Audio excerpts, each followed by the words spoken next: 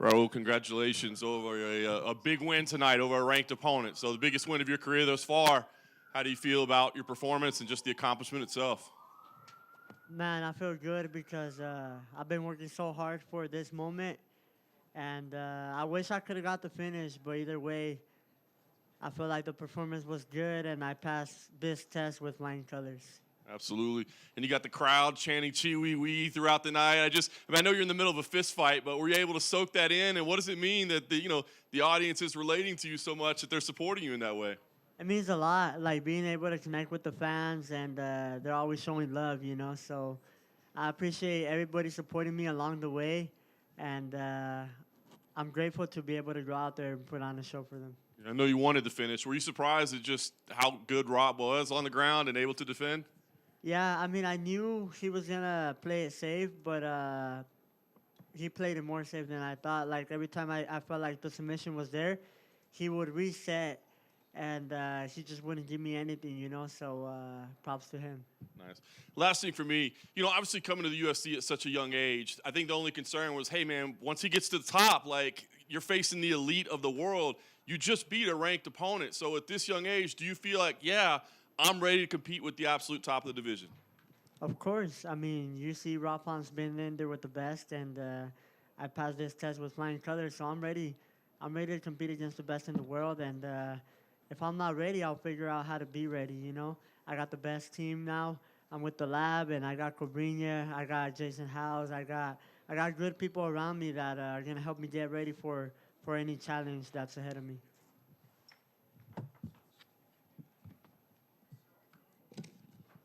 Well, I guess when do you want to fight again? Because it doesn't seem like you took that much damage in this fight, and now, especially when fighters get into the rankings, they can't be as active as they want because they want to be matched up with ranked fighters again. So I guess when would you like to return? Yeah, I'm gonna talk to my team, and God willing, I'm able to return ASAP this summer. Hopefully, I want to stay active. I got 2 years to break John Jones's record, and I feel like I'm in a good path. I'm starting off the year good. Being ranked at 21 years old. So we're doing a good job, I think. Will you be one of those fighters that tries to, navigate their path to the top, like strategically, like very specific matchups, or are you willing to take on whoever the UFC comes with you, or do you want to just kind of that rapid ascension?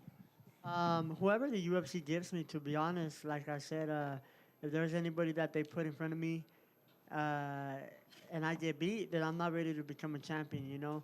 I believe I'm ready to become a champion. Like I said, I got a good team around me, so I think I can get ready for anybody at the division. I know everybody's good at this point. I'm fighting the best of the best, and I can't wait. Do you think you're ready for a 5-rounder next? Of course, 5 rounds, 3 rounds. Like tonight, I could have won 5 rounds. I felt pretty good, man. In the gym, I get pushed a lot. So there's nothing new.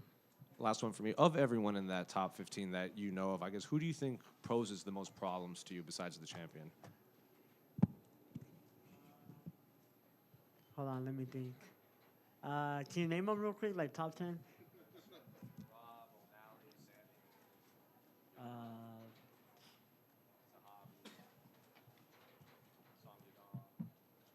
I don't know, to be honest. But I think, I don't know. I guess we're going to have to see. Yeah, Raul back here. Congratulations. Raul, if not an opponent, one of the perks of the UFC is they do go worldwide. I mean, there's obviously a lot of famous, venues, and then obviously a lot of places around the world. Is there a place you would like to go with the UFC for your next fight? Um, anywhere, to be honest. I love fighting in Vegas. I feel like I'm at home. I love fighting in Mexico City. But anywhere, I'll just be ready to go out there and keep climbing up the ladder.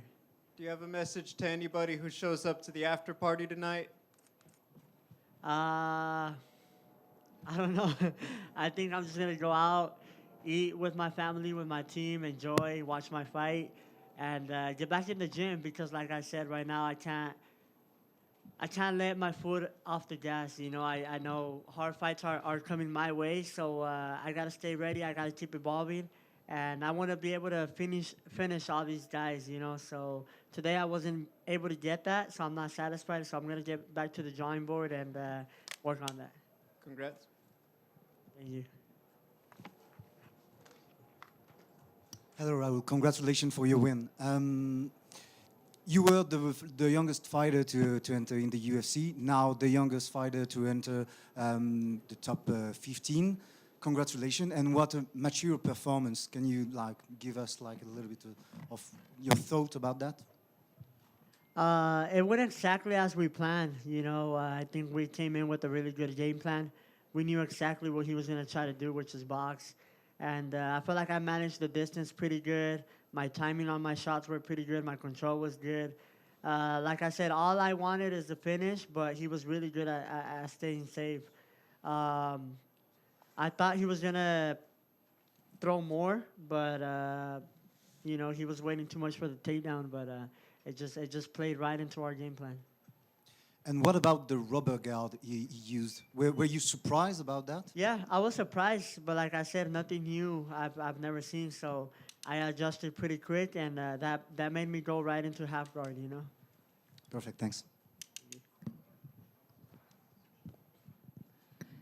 Hi, Elaine here. I just heard you say that you knew that he was going to come in and box, and I currently seen you at Capetillo's gym and also doing a few sparring sessions with the Vargases. Can you tell me a little bit more about your camp and how boxing technique went with that team? I box a lot in El Paso, Texas. Samir, he has two up-and-comers, twins, Andre and Ari Bonilla. And I was out for a year, but I was training every single day. You know, I was evolving in every single thing, and being able to get a lot of boxing sparring in. I try to get good boxing work, good grappling work, wrestling work, and during that season, I was able to spar Emiliano Vargas, Amado Vargas, and I feel comfortable in the boxing department, and that was Plan B. You know, Plan B was to box with Raul. I'm glad we didn't have to go there, but I felt pretty comfortable, you know. That's why I wasn't rushing any takedowns, because I knew if he started defending takedowns and I couldn't take him down, I was going to say, fuck it, and we can box, you know. I felt pretty comfortable. I've done so many hard rounds with so many good pro boxers, and I feel like that makes me feel so calm on these moments. Raúl, aquí, a tu derecha. ¿Puedes en español? ¿Está bien? Sí, está bien. Raúl, subes en el ranking en esta oportunidad con esta victoria.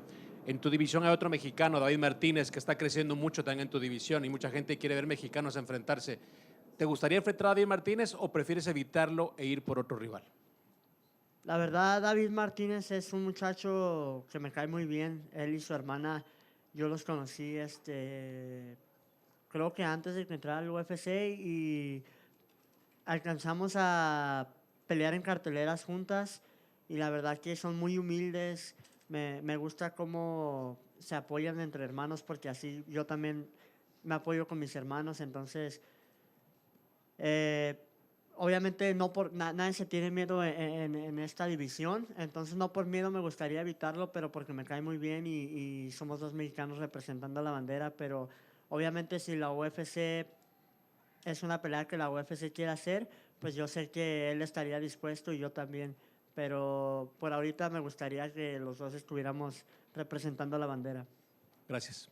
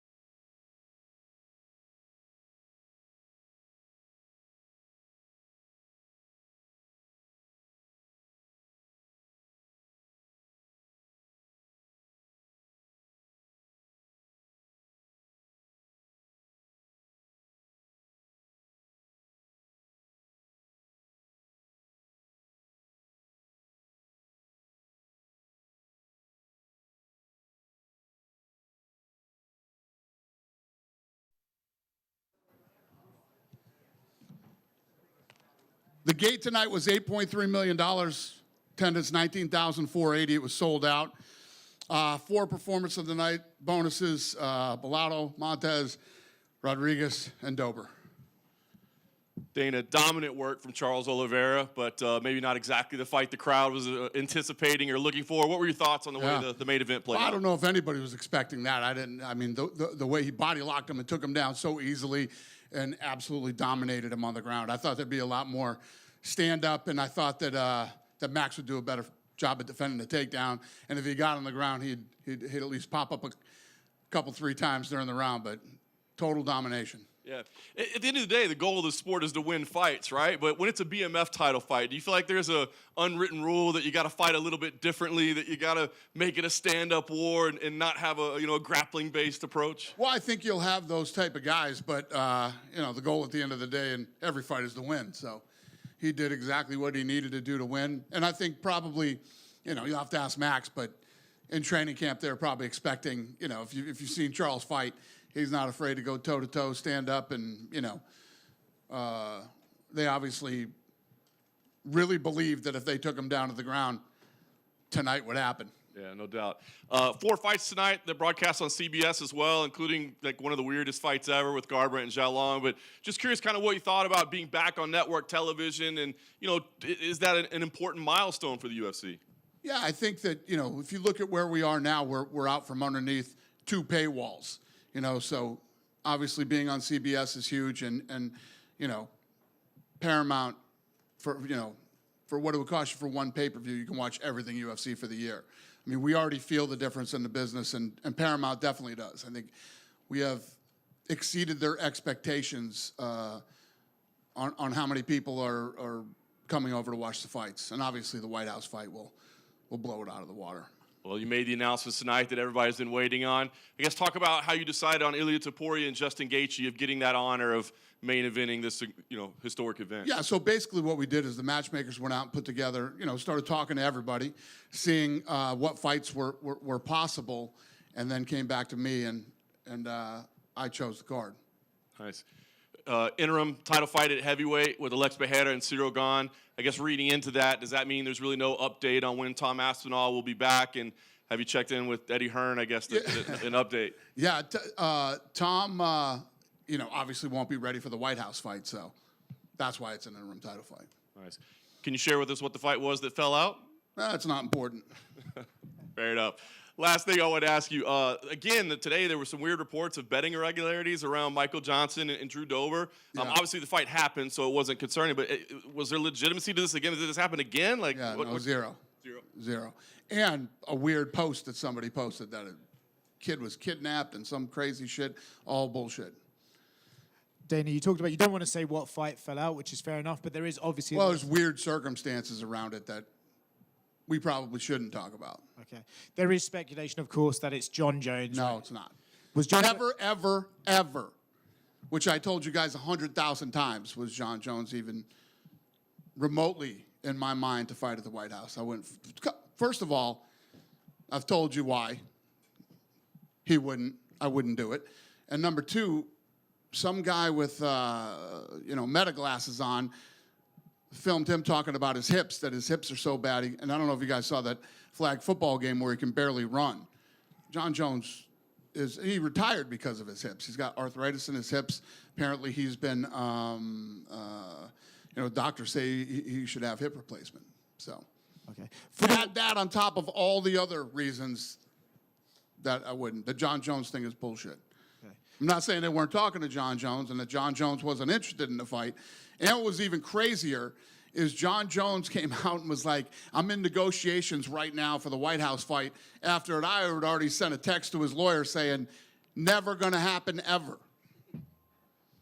Is it fair to say then John Jones is retired and this is the end of his time? Yes. Okay. Very fair. For the White House card, have you decided yet? Is it still in the works? How much is Paramount Plus? If there's CBS portions, what are we looking at for the broadcast itself? Well, we got a lot of the logistics done. We went out there and presented it to the president and his team, and now we'll get into all of that stuff. Still so much work to do for this fight.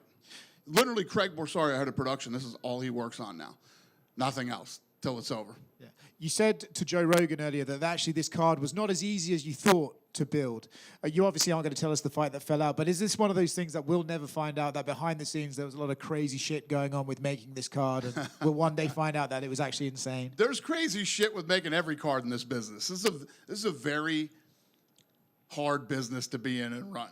I mean, on a day-to-day basis, it's like a soap opera here every day. But yeah, this was a fun one. I wanted to ask about just a boxing question. Jaya Patel was meant to fight for the IBF title, and then a report came out that they were disrespected by the way you put the belt on the press conference stage, and they've taken it away. What's going on with that? I'll talk about that tomorrow at the boxing press conference. But yeah, I mean, what do you guys think of that? You guys are the media. I mean, this guy defended their title for 4 years and paid his sanctioning fee. The fucking guy who's the supervisor or whatever he is flies here, lands, and says, "Hey, where's my per diem?" We give him his per diem. He jumps back on the fucking plane and flies back, and they put out a press release. These guys are going to do all the work for us. These guys are going to do all the work. Are they refunding his sanctioning fee? Are they really what? Are they going to give him back his sanctioning fee? We'll see how this plays out. Yeah. But I'll talk to you tomorrow about this. Let's do UFC shit tonight. Dana Beck. Yep. Go ahead, Jose. Conor McGregor obviously tweeting a lot today. He wasn't very impressed with the fight. Says, if they want, I'll spank Charlie, obviously about Charles Oliveira. Is there any update on Conor McGregor? He did a podcast today with Chael Sonnen saying that he probably won't fight on the White House because of the amount of revenue he could bring in. So is there any update on when or if he'll fight again? No. But we are definitely talking to Conor, obviously. But there's no like timetable. You just okay. Not even close. Dana back here. Yep. Earlier you had said that you were planning some big stuff in Washington, D.C. for the fans, kind of like just, not just the White House event, but things they could look forward to throughout the week that were UFC related. We've also heard about International Fight Week, still coming in July. Can you just talk about what fans could look forward to leading up to the fight in D.C.? And Yeah, obviously you can't get tickets to get into the White House fight, but the Ellipse across the street, we'll be able to hold 85,000 people over there. We're gonna have screens and fan activation over there. Ram is like giving away trucks over in the Ellipse. Is going to be all kinds of cool stuff. So even if you obviously can't get tickets, you should be in D.C. the week of the fight. Press conference is going to be at the Lincoln Memorial. It's going to be fun. Can't wait.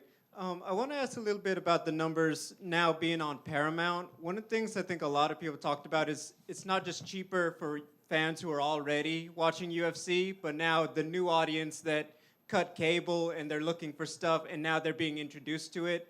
Have you been given an estimation of how many new fans of the UFC are being on Paramount? No, not yet. But like I just said, I literally just said this to him, that, the number's been massive for Paramount. We exceeded the expectations. And now that, we're not behind two paywalls, it's a big deal. And again, tonight, like we said earlier, being on CBS is incredible too. Thank you. Dana, just one for me. Talk about the lightweight division. Right here, Dana, sorry. Yep. Obviously, Charles just won the BMF title. Justin and Ilya are fighting at the White House. There's that one guy in the division, Arman Sarukian. He had an interesting weekend in Tempe last weekend. What did you make of that when you saw those antics, and where does he stand in the division? Yeah, I don't love it. I don't love it. But, that night, that was somebody else's problem, not mine. But, yeah. That's really all I got to say about that. But the division's heating up and lots of fun fights to make, and we'll get Arman figured out. Thank you. Hello, it's Matthew for No Sense of French Media. First of all, congratulations for the White House. And the question is, BSD Benoit Saint-Denis was supposed to fight in this card also. So he was supposed to fight Chandler, right? Yeah. So 3 French-speaking people were supposed to fight in the White House. Was it like on purpose for the White House to have like 3 French-speaking people inside. Well, it was on purpose, but not because they speak French. We're always looking to put on the best fights we can with the best fighters, and obviously this card is going to get a ton of exposure to the guys who are on there. Every one of these fights actually means something. They just happen to speak French.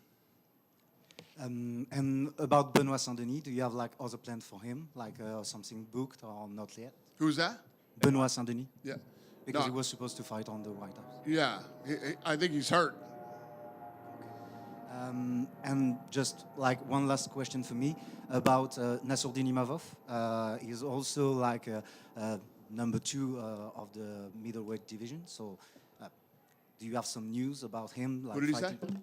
No, Nassourdine not Imavov. right now. Not right now. I don't. Thanks a lot. Thank you. Right behind him, Dana. What's that? There we go. I know you spoke about Armand just now, but he was in talks with Hunter Campbell about potential fights with Gaethje, Volk, and the winner of this fight, which ended up being Oliveira.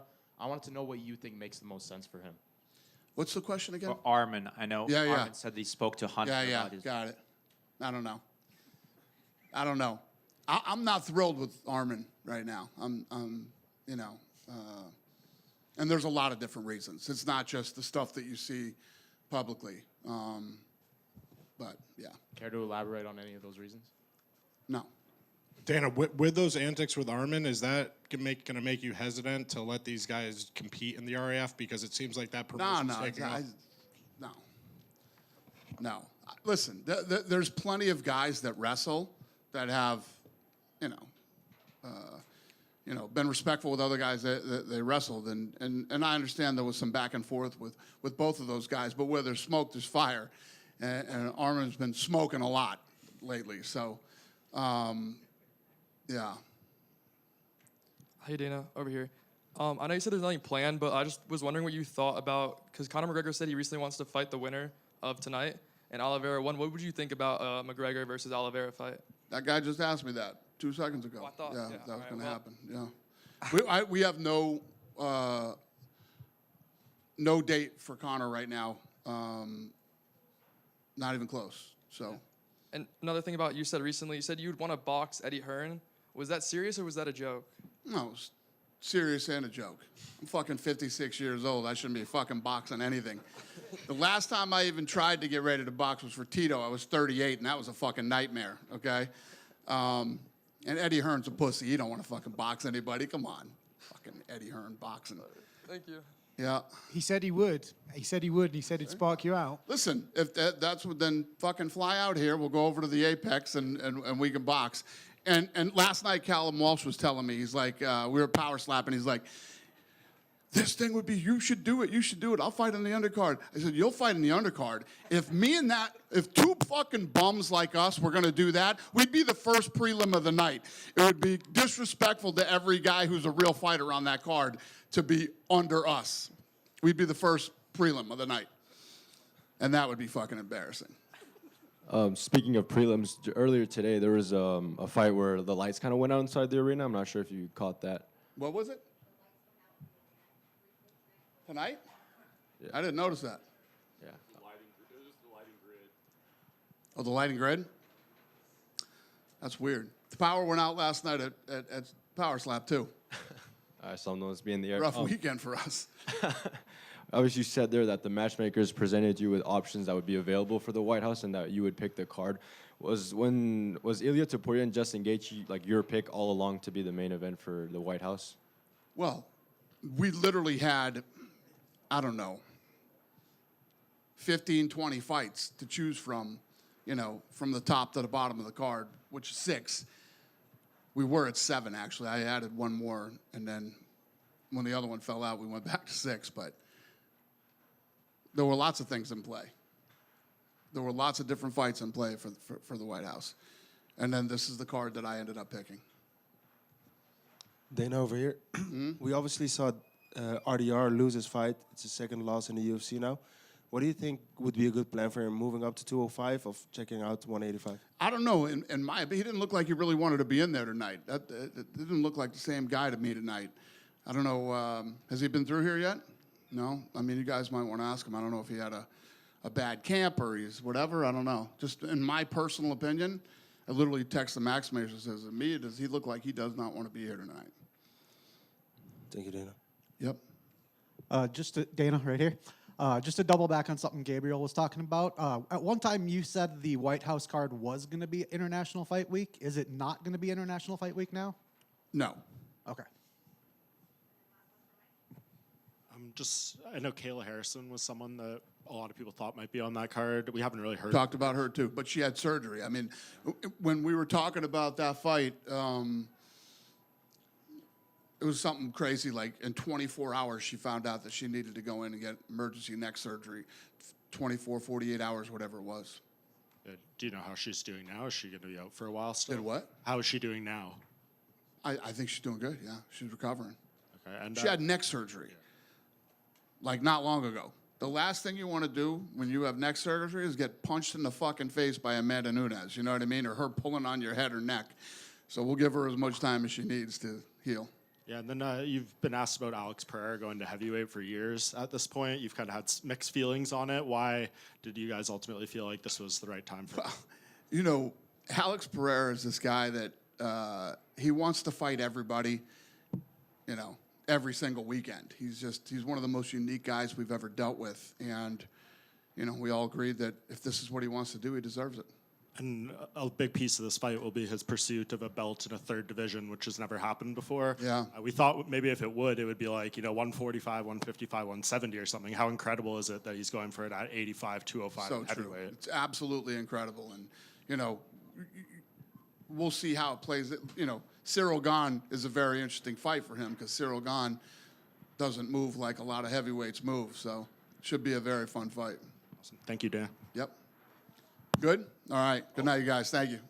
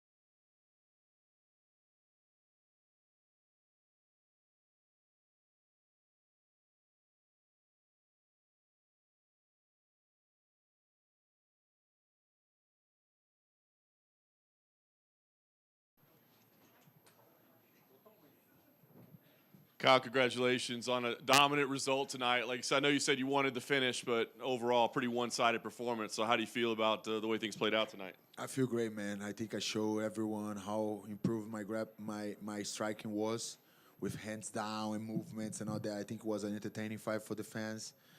And I show a little bit of my grappling too, that I have one of the best grapplings in the world because I dominated the guy on the grappling. I passed the guard, I mounted twice. I almost took his back. I almost did the crucifix and all that. Did you see anyone do that with Rainier? Yeah, I did. So I'm very happy with my performance. For sure, I wanted the knockout. But the guy is one of the most awkward guys ever. He slips everywhere. I couldn't connect that good punch on him, so I needed to go to the stomach, to the calf kicks. Yeah, but the guy was tough. I tried my best to knock him out, but the guy was tough. Let's get the next one. Your striking looked tremendous. Obviously, it was clear you felt dominant in that area. But I was a little bit surprised with the grappling. Was it in the game plan to initiate grappling sequences with him? No, I didn't initiate. He tried to hold me, and then when I saw the opportunity, I came from judo, so I have a lot of good sweeps with my legs. I saw the opportunity and was like, okay, I'm gonna dominate a little bit here and show everyone how good my grappling is. And then I let him come up after and try to knock the guy out, but it is what it is. Yeah. It seemed like kind of an emotional result for you as well. Was that just because of what happened, in the last fight, or was more to it as to what this one meant for you? I think all together, man, and all the things that happened, and being 13 months without a fight, and then being the backup, get to cut weight twice and all that. But one thing that got me emotional is one of my best friends, my brother, real brother, soulmate, you know what I mean? His mother passed away on Saturday. And in the morning, he knew early in the morning. He didn't told anyone. He went to train with me. We beat the shit out of us in training. He was there for me, He passed the whole day without telling me because I needed to do some media stuff, and also he didn't want to put my energy down. And in the end of the day, I discovered that his mother passed away. He was already there crying. When I got home, I just hugged him and I said that this win was going to be to her, to Daisy. He's my big brother, Romulo. I love him so much. And Daisy, this victory is for you, and I'm going to take care of this guy. I'm going to take care, and I hope you guys see him in the UFC soon. So it was a very emotional one for me. I wanted to say his name and her name is in the octagon, but I don't know. I was so present over there, so excited that I didn't even think about it, But now I'm saying this victory was for them, What's his name? His name is Romulo, and his mother name was Daisy. And I hope she's in a peace place and that she knows that I'm going to take care of him. That's an incredible story and great sacrifice. Thank you. Last thing I'll ask for you, tough to pivot from that, but you had a call out ready to go with Dricus du Plessis. Obviously, it would be an amazing fight. Why do you think that's the right fight to make right now? Because you already said it's going to be an amazing fight for the fans, I can entertain people. I think you guys were entertaining today, my hands down, moving everywhere and throwing punches, trying to knock this guy out. And I think me and Dricus can do a great fight. I respect him a lot as a champion. I think he was a very dominant champion. Awkward guy to fight too, but a little bit shorter than Rainier. So I think my punch is gonna connect a little bit more. But he's one of the best guys in the world. I feel that I'm one of the best guys in the world, and I just want to go there and test myself against these guys, And may the best man wins, and the title is on the table all the time. Right in the front right here. The broadcast during the fight kept noticing your hands were at your side quite often, and they said it looked like you didn't respect Rainier's striking because you just kept walking forward with your hands down. Was that the case, or why did you fight with your hands down so much? No, it was strategically like that because actually, you guys gonna see this a lot more because I can do distance control even with my hands down like that. I can do it all, but strategically, it was the best for this fight because he shoots the takedown. So if my hands are down, I'm a little bit lower on my base. It's hard for him to even look for the opportunity to take me down. and I think he felt it a lot. And yeah, I think it was entertaining too. Oftentimes, when the fighting nerds win, they show you guys greeting each other when you leave the octagon. What did the fighting nerds think of your performance, and have you got to talk with them? Yeah, Jan Silva was there. You know, I just saw the information that Roof is gonna fight on the White House car. This is fucking crazy. If this is not the takeover, I don't know what it is. But yeah, Jan Silva was there all week, giving energy for me. You know, when one of us going to fight, we're just there to give energy for the guy. You know, to cheer him up and take care of him. And Jan Silva did a great job with me this week. And yeah, I think he's very happy. He was emotional. He always cries, you know, but he was emotional and everything. My kids were there, my family, my wife, my mom, everyone, brother. And it feels really amazing to get the win tonight. Well, if Roofy beats Michael Chandler at the White House, he's going when he beats Michael Chandler, yeah. He will be on the short list for either a title fight, especially maybe late next year or late this year, early next year. Carlos wins, you could be fighting for the title. Same with John Silva. 2027, do we see the four of you fighting for the UFC championships? Now, the comeback season is complete, and now is the belt fucking season. And we're going to hunt this belt with all our will. And we'll get it, brother. Congratulations. Thank you. Just one for me about your fight. Congrats on the victory. Thank you, bro. And I think you had the best line at the press conference, the Ritter or the quitter. Dana was just felt that he didn't want to be in there with you, and he even texted the matchmaker saying, does this guy not want to be in there with Kyle? Did you feel that standing across from him? He felt my energy, you know? Actually, he felt my energy during the entire week. I think he didn't want to be doing all the media stuff and all this stuff the whole week. You know, when I give him some words into the press, he didn't respond. I think he didn't want to be there way before the fight. And when I got inside that octagon, brother, they can feel my energy. I was happy. I was present. And he felt it. But the guy did very good. He took it. He took it like a man. And I respect him for that. You know what I mean? But it is what it is. That's the fight game. If Dana said that, it's okay. Like, I'm going to make more guys feel like that, you know? Over here. Congrats on the win. To your left. Oh, what's up, my brother? Yes, what's up, man? I know you've been wanting that DDP fight for a while. You called him out since you beat Jared Cannonier. So do you still have the same assessment of him as an opponent from when you first called him out? 100%. Awkward, very good, strong, high pace. That's the kind of guy that I want to test myself against, you know, respectfully. I respect him as a champion, as I said. And I think this can be a great, great fight for the fans and for the UFC. And, yeah, I'm ready. Let's do it. If not, I don't know what's next. I call him out. Actually, this is the 4th time that I call him out. If you see my previous fight, I already called him out like 3 times before he was a champion. Because I think it's a good matchup. I think it can be very entertaining for the fans. And this is an entertainment business, you know, and that's what we want. Yeah, I agree. Should be a fun one. Obviously, you mentioned there that your teammate Rufy will get it done over Michael Chandler. How do you think he gets it done? Knockout, 100%. Caio back here. Congratulations. What's up, buddy? It's good to see you. Caio, one of the things that people noticed at weigh-ins on Friday, ceremonials, usually you guys have been very respectful. Maybe he didn't want to talk too much, but it seemed like he was exceptionally angry with you. Is there anything else? Do you think it's just the press conference bothered him? Was there something that happened behind the scenes? What do you think made him so much more frustrated out of character? I just think he wanted to prove a point to himself. And that's what made him a little bit angry with me. Because I didn't say shit about him. Like, I was just building up the fight, but I didn't say any crap. I said good things. I think I did a good line in the press conference, you know. But it was facts. Because the 3 fights that he lost, he gave up. So we wanted to see who was going to come in there into the octagon. And tonight, he wasn't the quitter. He was the reader. And that's the kind of guy that I wanted to face because I wanted to test myself against the best the reader ever. And I respect him for that. But I showed how good my striking is, and I showed how good my grappling is. Everybody knows now, brother. talking about it. The comeback season, you got to see, Rufi, obviously Carlos, and then Jean.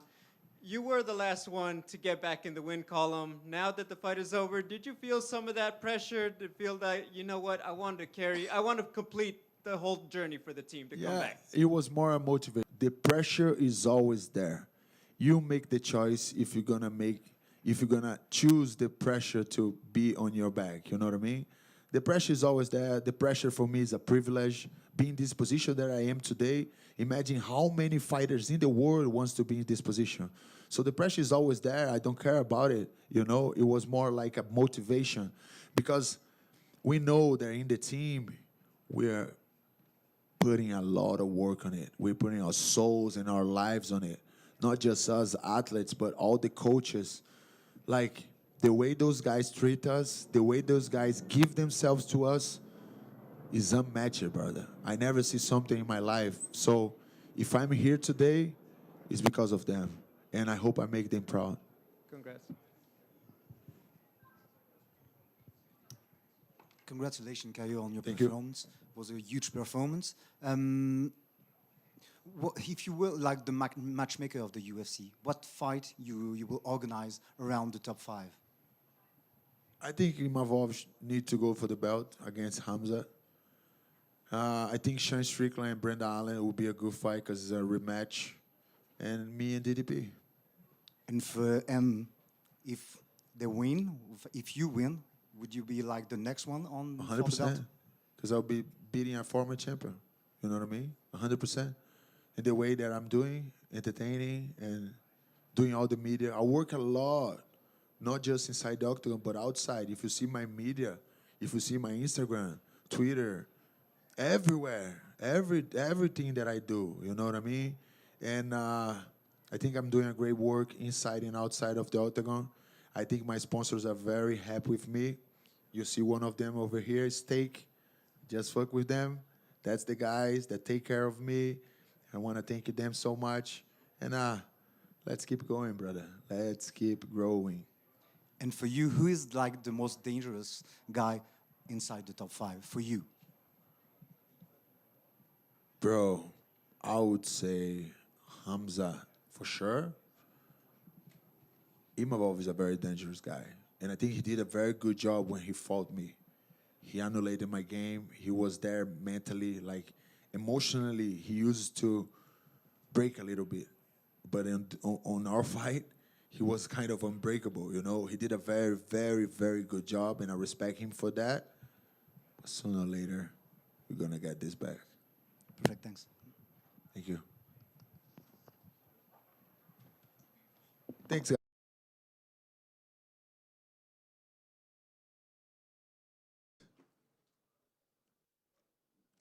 That's what I'm talking about, brother. I love it.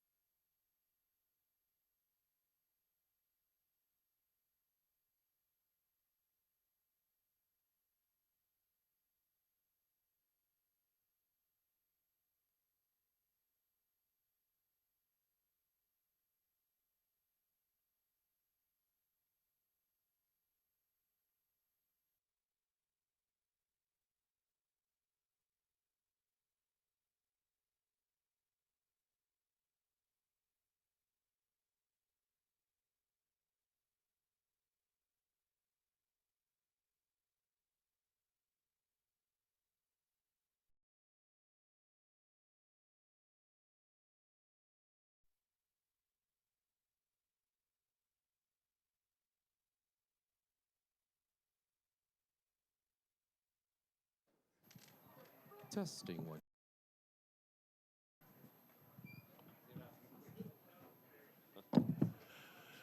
Charles, congratulations on a very impressive victory. Obviously, everyone knew that you had the ability to win this fight, but I don't think many people saw you shutting out Max Holloway and winning every round.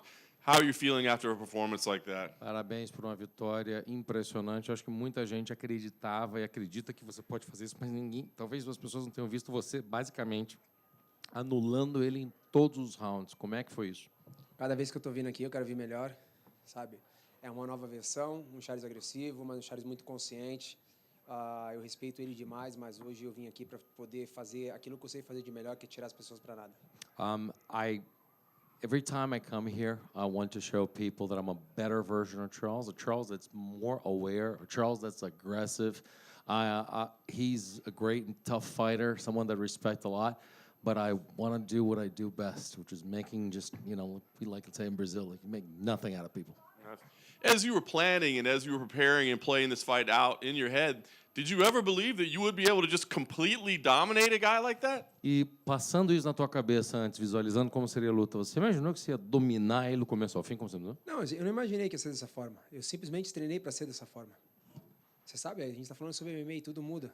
Graças a Deus, Deus me abençoou e eu consegui fazer aquilo que eu treinei, que eu me dediquei durante esses meses todos, em busca de um trabalho, em busca de um cinturão, em busca de uma vitória.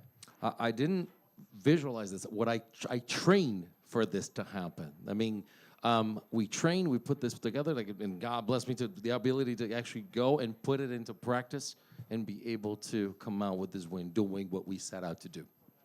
As dominant as the win as it was, Max obviously showed incredible grappling defense. Did you have any idea that his jiu-jitsu defense was as solid as it was? E mesmo dominante como foi, o Max mostrou muita defesa no chão. Você ficou impressionado com o fato que ele conseguiu aguentar o tranco? Sim, na realidade, ele é um BMF, ele é um cara gigante, mas eu não queria errar. Eu queria simplesmente estar ali.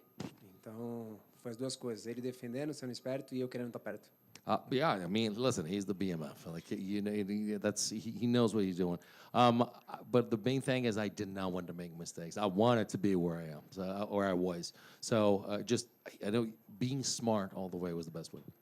Crowd started getting a little restless later, like the fourth round or so, maybe a couple boos. We don't usually hear that in a Charles Oliveira fight. Was that frustrating for you to hear, and did it make you want to change tactics or game plan at all? E a galera começou a ficar frustrada no final, quarto round, o povo teve vaia, não é uma coisa que a gente está acostumado numa luta do Charles. Você escutou, sentiu alguma coisa? Cara, não, eu escutei. Não é pelo fato da luta, são os dois grandes nomes.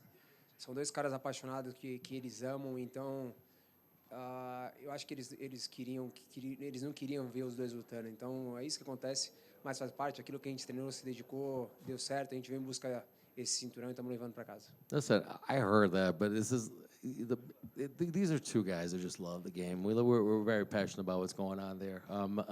These are two great guys fighting each other. Just maybe they didn't want to see that kind of fight, but we wanted to be there. The most important thing, we got that belt. We're taking it home. You did give him his point down moment at the end. Is that something that you knew you would do, or were you just feeling it in the moment and said, all right, let's go for it? E no final, apontou para o chão. Você deu isso para ele. É uma coisa que você estava planejando e falou, bem, se acontecer, vai acontecer? Não, na realidade, o Max falou isso na entrevista, que na realidade isso era quando o cara estava vencendo e ele dava a oportunidade para o outro poder vencer. E a gente estava colado ali, faltava 20, 30 segundos, e ele falou algo, só que eu não escutei, eu não entendi, eu pensei que ele estava falando com o juiz. E aí, no momento que a gente mexeu, ficou muito colado ali, e ele falou, ei, falta 10 segundos. Eu falei, então vamos fazer acontecer. Listen, I know that Max talked about it, and he said, listen, you give the opportunity to the other guy when you're winning the fight, and we were just kind of stuck to each other here. I was pressing him against the fence, and I thought he was kind of complaining about the fact that I had him, like, stuck against the fence. But then I heard it, and he said, no, it's 10 seconds. I go, let's go. Let's make it happen then. Last thing for me, another incredible accomplishment in your legendary career. I mean, you've been at the top of the game for so long. What else is left for you to accomplish? I mean, are there things that you have to do before you're done fighting? Última pergunta do João. Mais uma conquista, tanto que você teve. O que falta agora? Uma coisa inédita para você? O que está faltando agora para você? Eu não sei. Eu só quero continuar fazendo. Eu só quero continuar mostrando para as pessoas que o moleque veio de dentro da comunidade, pode se tornar campeão, pode fazer história, mas o mais importante de tudo, subir aqui, fazer história, pegar esse microfone, fazer grandes lutas, respeitando todo mundo, sem ser cara que igual esses outros caras vêm aqui para poder pegar o microfone e falar besteira. Oh, I just want to keep doing it. I don't know where we went next. I just want to keep doing what I'm doing. And I just want to continue to show people that I'm capable of these things, that a guy that came from, a boy that came from the community, from a hood, that actually was able to grow and make history, get these accomplishments, and always been able to be here representing and come to this microphone and say the things that I say, being respectful, because some people pick up the microphone and say a lot of crap. Charles, in the front right here. Before your fight, they announced 2 big lightweight fights for that White House card. Obviously, Ilya and Justin in the main event, but they added Michael Chandler and Rufy to the undercard. So I'm curious, what do you think about those 2 fights in your division? And do you have your eyes on the main event between Ilya and Justin for your next fight? E antes da tua luta, anunciaram 2 lutas dos leves na Casa Branca, não somente a luta pelo cinturão, que é o Ilya contra o Gage, mas também vai ter Rufy contra Michael Chandler. O que você achou dessas 2 lutas e vai ficar de olho na luta principal? Com certeza, o mais importante para mim é a luta principal, é a luta dele que vai unificar o título, é isso que eu estou focado. Com certeza, mais uma grande luta do Rufy, né, contra o Michael Chandler, 2 grandes gigantes da divisão. Mas eu estou focado na luta pelo título, que é isso que eu quero. Eu vou voltar para casa, vou descansar e vamos assistir essa luta e ver quem é o próximo adversário meu. Of course, going to be really tuned to the main event. We're talking about those belts going to be unified right there between Ilya and Gagey. Of course, great fight between 2 giants. It's Rufy against Chandler as well. But what I want? I want that belt. So let's see them fight. And I'm just going to go back home, rest up, and we'll be tuning in to see what's happening. You've also spoken about taking big fights for the money while you maybe wait for the title. Both Conor McGregor and Nate Diaz tweeted about your win. They weren't very impressed. Conor even said that he would slap Charlie around. Nate said it was a boring fight. Would those be 2 fights you would entertain in the meantime for that title fight? Você também já falou que aceitaria umas lutas por dinheiro antes de ter a chance de disputar um cinturão. E teve 2 tweets essa noite, não só. Um do Conor McGregor, que disse que ia esbofetar o Charlie, chamou de Charlie, e disse que o Nate Diaz falou que... Nate say, basically, it was boring. Ele falou que a tua luta foi chata. Então, você consideraria uma luta contra Nate Diaz ou Conor McGregor pela grana? Cara, na realidade, estou em busca de um título. Essa é real. Quero focar nessa luta agora que vai acontecer da Casa Branca. Quem lutar, e com certeza eu vou estar lá. A luta contra o Conor, já falei que eu fazeria essa luta. Podia ser de 70, 83, não importa. Porque conseguiria dar muito dinheiro. Ou pode fazer um GP. Coloca os 2 no mesmo dia e vamos ver o que dá. I said, listen, I want the title. I want that lightweight belt. I've said this all along. Let's wait for the fight at White House, and that's what I want to do. But you want to put him 170? You want to put him up there? I don't care. If you want to put him a middleweight, we do it. It doesn't matter. I'll tell you what. If you want it, make it a Grand Prix. Just put up 2 fights same day and see what happens. Just last one for me. Dan Hooker also had a lot of things to say that I can't repeat on camera. I do have to ask, what is the issue with Dan? Because it seemed like you didn't have anything to say about him pre-fight, too. Aparentemente, Dan Hooker teve algumas palavras hoje. Ele não gostaria de repetir o que o Dan Hooker falou. Parece que você falou algumas coisas do Dan Hooker. Qual é o problema com o Dan Hooker? Cara, o Dan Hooker, na realidade, acho que ele é apaixonado por mim. Esse cara só vive falando de mim. Ele não foca em lutar, ele só foca em mim. Sabe, tipo, fica sempre olhando em mim, foca nas minhas, fica olhando nas minhas coisas, focado em mim. Cara, eu não sei qual que é do Dan Hooker. Na realidade, eu acho que ele tem que se preocupar na carreira dele e parar de poder ficar focado naquilo que eu estou vivendo, no que eu estou crescendo, evoluindo. Essa é a real. I think Dan Hooker's in love with me. I truly do. He's always focused on me. He's just tweeting stuff about me. He just searches for stuff about me. He's always just snooping around about me. Why don't you focus on your career? Focus on fighting, that would be a good thing. And then maybe he needs to focus on fighting, and I don't know, he needs to stop worrying about me at this point. Congratulations. Charles, right here. I think it's 5-0 for you in rematches now. What is it about these rematches that you and your team are so good at making the adjustments? 5-0, 5 vitórias, nenhuma derrota em revanche. Toda vez que você tem a oportunidade de pegar alguém, o que acontece com você e com a equipe que vocês são tão bons de basicamente acertar as contas? Na realidade, a gente só quer voltar melhor. Essa é a realidade. Assim que tem que ser, o atleta tem que ser assim. Se eu perdi, eu tenho que voltar melhor. Eu não tenho que ser aquele mesmo cara. E é isso que vem acontecendo. Todas as últimas que a gente teve a oportunidade de lutar a revanche, a gente veio aqui e fez isso acontecer. For real, the one thing we want to be better. We want to come back better. If we lost the first fight and things didn't work out, we want to come back better and get the job done that we didn't. And that's what we want to make happen. That's what we've been able to make happen. And you got your wish of your father bringing you the belt in the octagon, and you jumped out and saw your wife and daughter afterwards as well. How did that moment compare to how you dreamed it? E o desejo foi atendido. Papai foi lá e colocou o cinturão em você. Depois teve toda a família lá. Como é que foi isso ter acontecido em comparação ao sonho que era? Como você visualiza lá, poxa, eu quero que isso aconteça. Com certeza algo gigante, algo que eu sonhei e Deus me proporcionou, né? Poder ver a felicidade dele, de poder estar subindo em cima do cage, de poder estar colocando o cinturão, algo inédito, algo que nunca aconteceu. Então, com certeza, a gente tem que ser muito grato a Deus. For sure, something huge, something to see the happiness and joy in his face to actually be able to put the belt, something unprecedented, something that never happened. So I'm grateful to God that I were able to, that actually happened. Charles, over here. I was walking around backstage. It was very jarring. It looks like Spider-Man Into the Multiverse. There's like 12 Brazilian dudes with bleached blonde hair. Did you know they were all going to do this, and what was your reaction to seeing it? Ele estava lá atrás, nos bastidores, estava todo mundo com o cabelo platinado. Parecia o filme do Homem-Aranha, que tem um monte de versão diferente do Homem-Aranha. Estava todo mundo de cabelo platinado. Tinha umas 12, 13 pessoas. Você sabia que todo mundo ia pintar o cabelo? Você chega a saber que todo mundo ia pintar? Tem gente que faz surpresa. Cara, na realidade, a equipe, sim. A gente já sabe que eles pintam por obrigação ou sem ser obrigação. Tem que pintar, não tem forma, não tem jeito para onde correr. Depois que inventamos essa parada aí, a gente vai e faz. Mas, com certeza, os fãs fazem pelo amor, pelo carinho, e a gente fica muito feliz com isso. Listen, we know the team, it's pretty much, you gotta have to do it. There's nowhere to hide now. Like everybody, if you're a part of the team, you're gonna have to do it right now. They just do it. I don't know if they do it because it's mandatory, but everybody does it. Listen, that's it. It's part of the whole thing, and the fans do it too, so we really appreciate it. You said at the ceremonial weigh-ins that it was your mother's birthday and this BMF title was a present to her. What did it mean to her to be able to give that to her, and what was her reaction? E você falou na sexta-feira, anunciou para todo mundo que era aniversário da mamãe na sexta-feira e que esse BMF seria um presente para ela. Como é que sentiu dar um presentão dela? Com certeza, feliz demais. Não tive a oportunidade de pegar e abraçar ela, entregar na mão dela, mas com certeza é algo gigante. Sou muito grato a Deus por isso, por aquilo que a gente vem, sabe, pedindo para ele vem concedendo, e o aniversário dela na sexta-feira, e com certeza hoje sendo coroada com esse grande cinturão é algo gigante. Something huge. It was amazing just to be able to actually, I just kind of gave the belt to her. She just enjoyed it. You could see it. I just very happy to be able to crown, her with that and just give her that gift. It's again, grateful to God to have the opportunity to be able to give her that gift. It's amazing. And last one for me.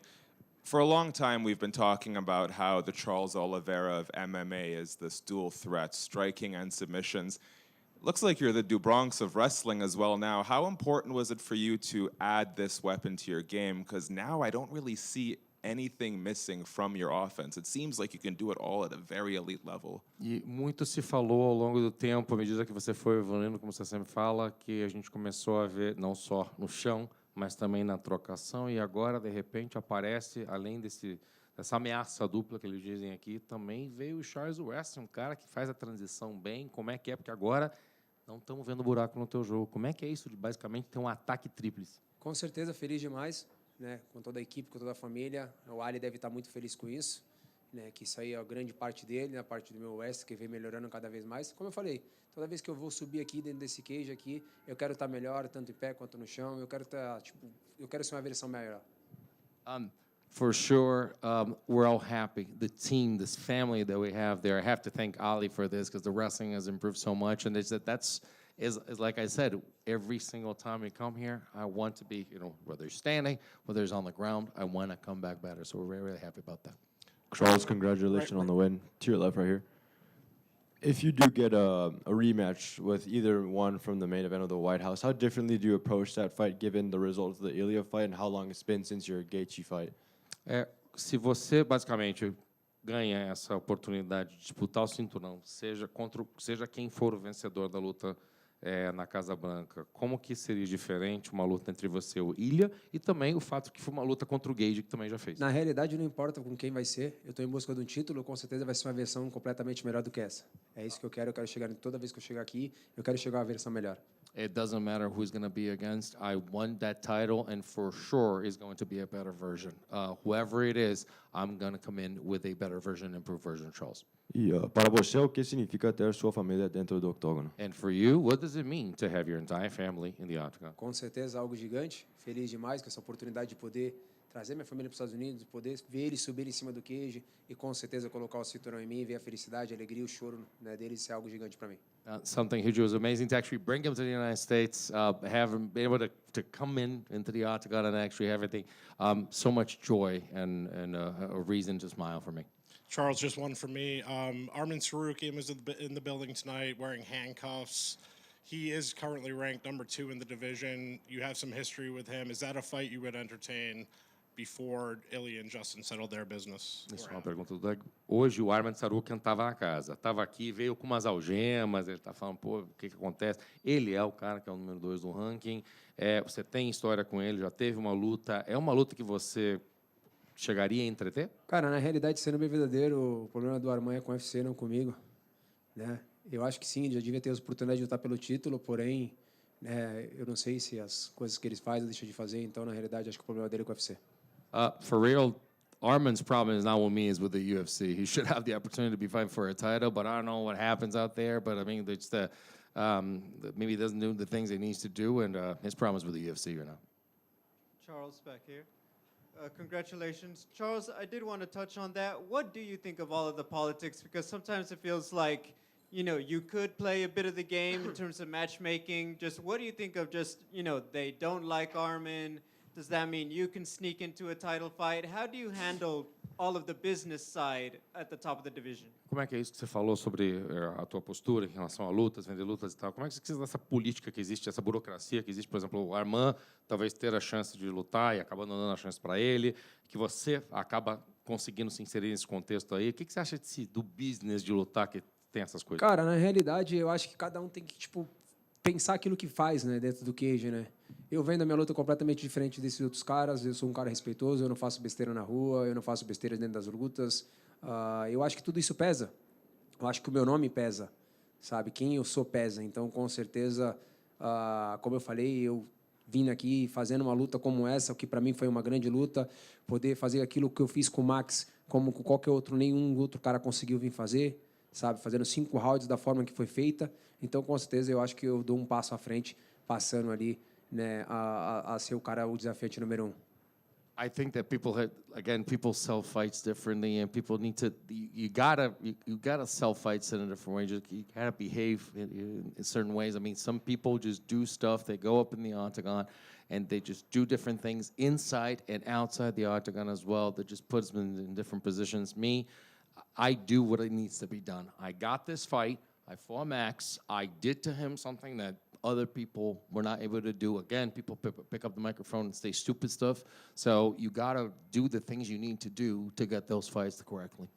The White House main event is an important fight to have a backup. Is it too early to think about whether or not you'd like to weigh in as the backup at the White House? E sendo a luta na Casa Branca tão importante, seria uma luta interessante ter um lutador reserva para essa luta. É muito cedo em pensar que talvez você acertaria essa reserva para Casa Branca? Não, com certeza. Eu posso ficar como reserva, vamos fazer dinheiro. No, for sure. I can be a backup. Let's make some money. And the final question, what would you say is the most BMF thing about your father who put the belt on you? Eu vou dizer, o que é a coisa mais BMF do teu pai que colocou o cinturão em você? Com certeza, algo gigante.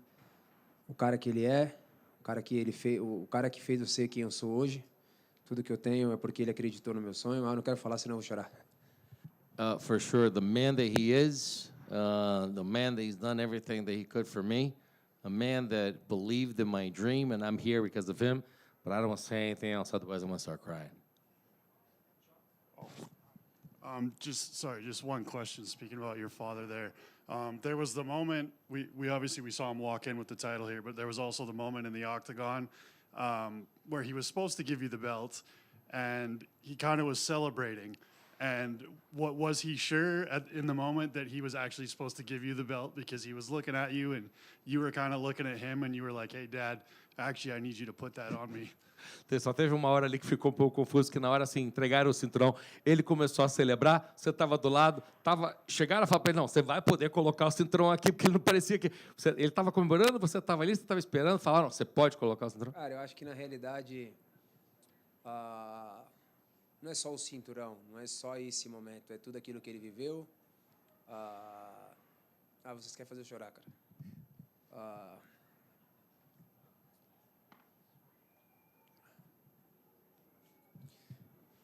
São todos esses anos que ele se dedicou acreditando em mim, sabe?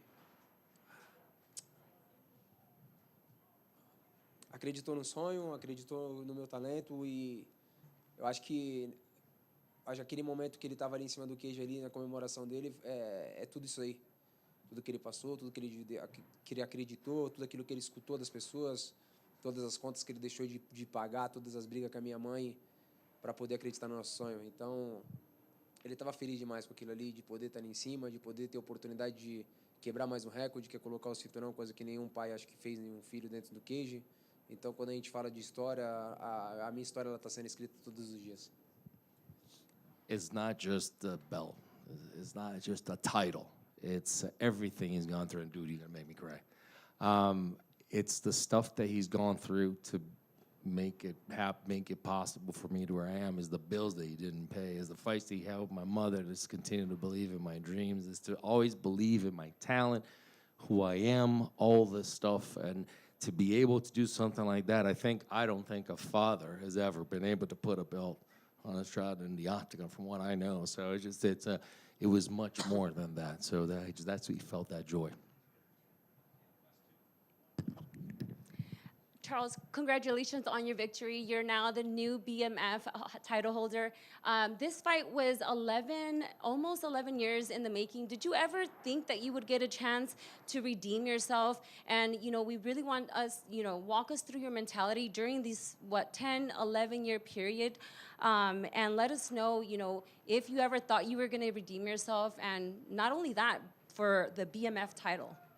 Parabéns novamente para o seu BBF. A gente falou, essa é uma luta que, no final das contas, aconteceu muitos anos atrás. Você imaginou lá atrás, ao longo dessa trajetória de 11 anos, você teria a possibilidade de conseguir essa luta de novo e ainda mais por um cinturão, um BMF? Não, com certeza não. Era outra categoria, né? Lógico, quando o Max resolveu subir, eu pensei, com certeza vão querer casar essa luta pelo fato, mas não, nunca em nenhum momento pensei, mas graças a Deus aconteceu e aconteceu 100% pra gente. No, never thought about it, because if you think about it, different weight division. Actually, when he moved up, I thought, hey, they might be able to make that matchup. But I'm so happy. Thank God it happened, and we're able to get that belt off of it. Charles, parabéns para essa vitória incrível. Uma pergunta. Eu sei que quando você foi criança, você foi doente e você família fez muitos sacrifícios para você e imagino que é por isso que você é tão emocionado hoje. Charles, we know that you, throughout your life and before, a long time ago, you were ill as a child. And I'm figuring, is that why right now you're so emotional about everything that's happening? Sim, com certeza sim. Você imagina um moleque pequeno escutar que nem uma bola de futebol poderia ganhar. E você vem aqui e você faz uma história linda como essa que eu venho fazendo. Se tornando campeão dos pesos leves, agora campeão BMF, sabe? É algo gigante. Então, eu só tenho que agradecer a Deus e falar para todo mundo, nunca desista dos seus sonhos. For sure. My boy that once heard that, you don't even give him a soccer ball because he won't be able to play with it.